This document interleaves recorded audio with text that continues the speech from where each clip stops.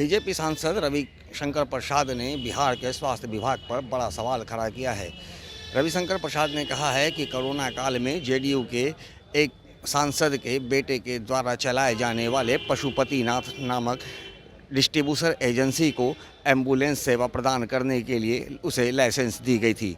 हालांकि इस दौरान उनके द्वारा चलाए जा रहे एम्बुलेंस में काफ़ी खामियां बरती गई थी और इसका उजागर भी एक एजेंसी के द्वारा किया गया है।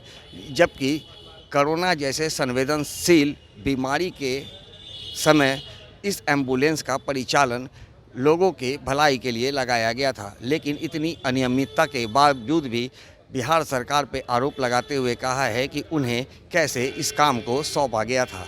इस पूरे मामले को लेकर क्या कुछ कह रहे हैं बीजेपी सांसद रविशंकर प्रसाद, आइए सुनाते हैं। ये मामला बिहार की आम जनता के जीवन स्वास्थ्य के संबंध में है।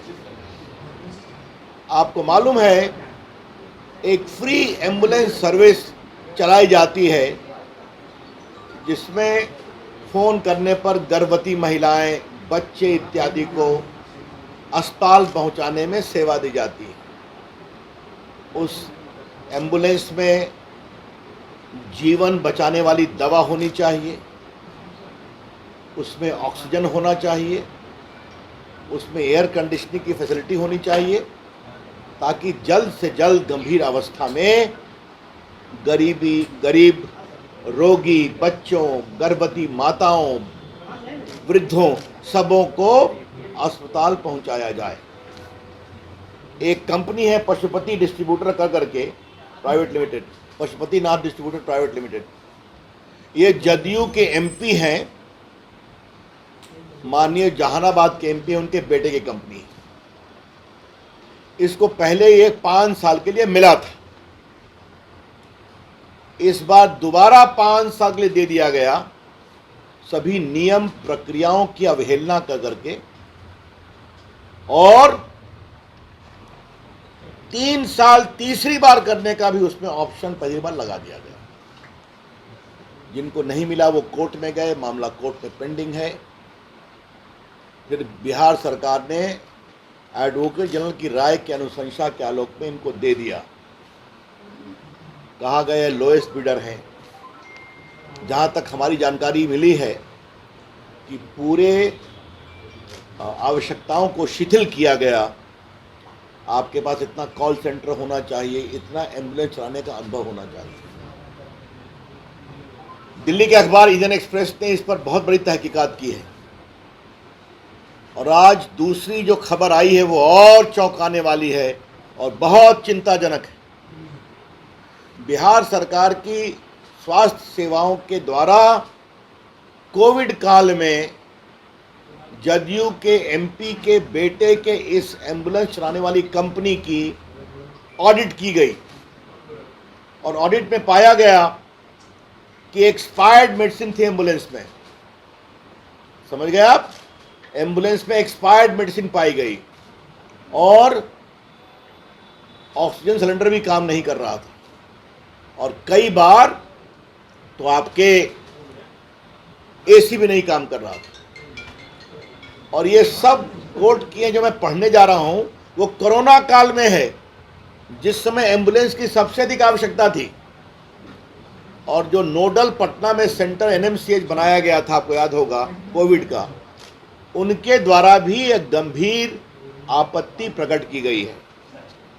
ये देखिए, भागलपुर के 7 एम्बुलेंस का इंस्पेक्शन किया गया अक्टूबर 4, 2019 को। इसमें मुंगेर भागलपुर में एक्सपायर्ड मेडिसिन, माइक्रो ड्रिप्स, ये सब एम्बुलेंस में पाया गया। कोई ऑक्सीजन सिलेंडर नहीं था। मैं खाली वो ऑडिट रिपोर्ट से पढ़ रहा हूँ जो इसमें कोटेड है। 13 फरवरी 2020 को 7 एम्बुलेंस को वैशाली मुजफ्फरपुर में इंस्पेक्ट किया गया। इसमें एयर कंडीशन नहीं था, एक्सपायर्ड मेडिसिन प्राप्त किया गया।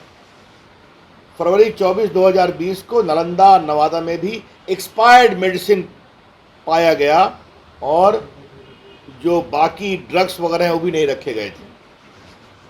फरवरी 24, 2020 को 9 एम्बुलेंस को इंस्पेक्ट किया गया। कहाँ? सुपौल, समस्तीपुर, दरभंगा में एयर कंडीशन काम नहीं कर रहा था, और मिनिमम ड्रग्स जीवन के लिए नहीं था। और जुलाई 6 2020 को 14 एम्बुलेंस इंस्पेक्ट किया गया मुजफ्फरपुर, समस्तीपुर, सुपौल में, और यहाँ पर ऑडिट ने पाया कि एक्सपायर्ड मेडिसिन एम्बुलेंस में रखा हुआ है। और इसी प्रकार से आपके दरभंगा, अरवल, भोजपुर, बक्सर का 5 एम्बुलेंस है और 11 जहानाबाद का 11 एम्बुलेंस है। वहाँ भी यही हाल है कि non functional blood pressure, empty cylinder, expired medicine.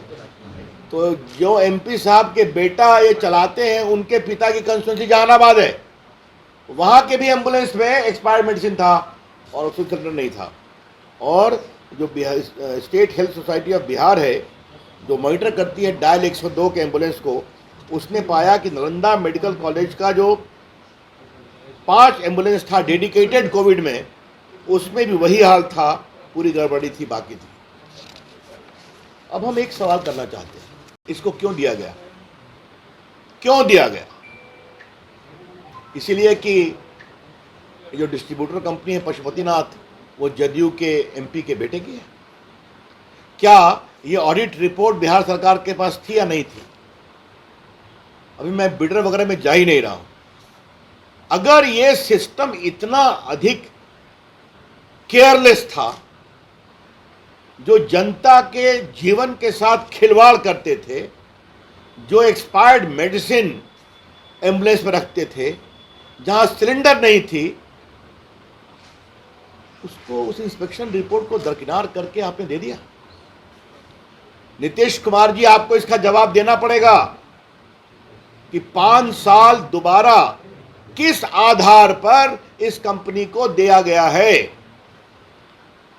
क्या कोई लोअर बिड दे करके अगर पूरे चीज को शिथिल करवा करके अपने दबाव का दुरुपयोग करके इस तरह की मेडिसिन रखता है नीतीश कुमार जी? कि आपकी सरकार बिहार के आम गरीब लोगों के जीवन से खिलवाड़ कर रहे हैं? कि जो डिस्ट्रीब्यूटर कंपनी एक्सपायर्ड मेडिसिन लेके चलती है, जो विस्तार से इस इन्वेस्टिगेटिव रिपोर्ट में लिखा हुआ है, किस किस एम्बुलेंस में ये पाया गया। और आपको हम बता दें, जिसको भी ये काम मिलता है, उसका काम है गांव से या किसी मोहल्ले से एम्बुलेंस गया तो उसको लेकर के अस्पताल पहुंचाना। तो ऑक्सीजन जरूरी है, मेडिसिन जरूरी है, जीवनदायिनी, और ये सब एक्सपायर्ड है। तो इसकी मैं बहुत भर्त्सना करता हूं। मैं मांग करूंगा कि तुरंत इनके एम्बुलेंस सर्विस को रोका जाए।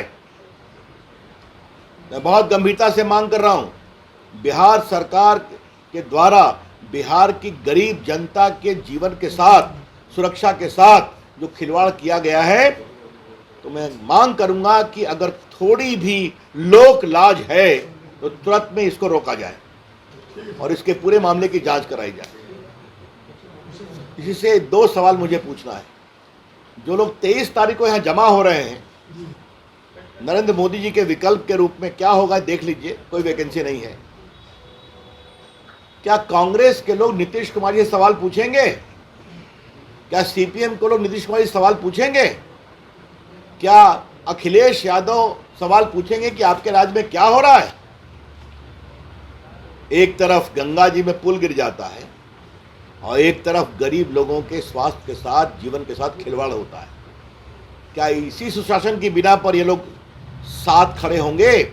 ये सवाल हम जरूर पूछना चाहेंगे। जैसा कि आपने सुना कि रविशंकर प्रसाद ने साफ आरोप लगाते हुए सरकार पर कहा है कि इस पूरे मामले की जांच होनी चाहिए और इसमें जो खामियां थी और इस निजी कंपनी को कैसे ये काम दिया गया था, इस जांच के बाद, रिपोर्ट आने के बाद इस कंपनी के लाइसेंस को रद्द करने की मांग रविशंकर प्रसाद ने की है। अब देखना ये है कि जिस तरह से ये एक नया मामला बिहार के स्वास्थ्य विभाग को लेकर के उजागर हुआ है, अब सरकार इस पर क्या कार्रवाई करती है।